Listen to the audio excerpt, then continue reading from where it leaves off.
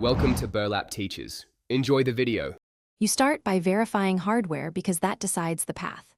First, confirm your monitor actually supports sound output, built-in speakers, or a 3.5 mm/optical jack. Next, gather an HDMI cable and optionally an HDMI audio extractor if your monitor lacks speakers.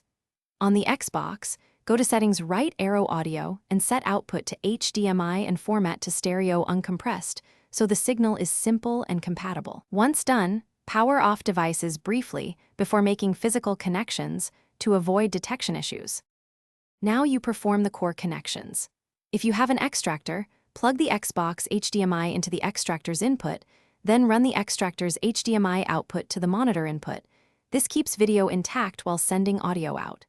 If your monitor accepts HDMI audio, plug the Xbox directly into the monitor.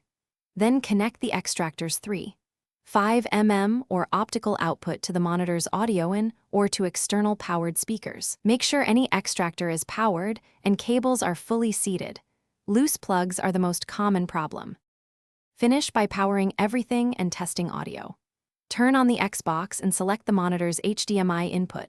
Play a clip to verify sound. Adjust the Xbox and monitor or external speaker volume so levels are healthy without distortion.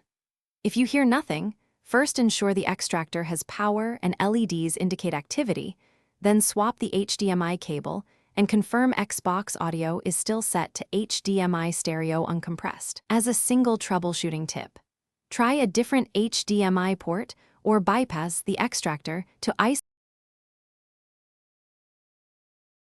Thanks for watching. Consider subscribing if this video helped you.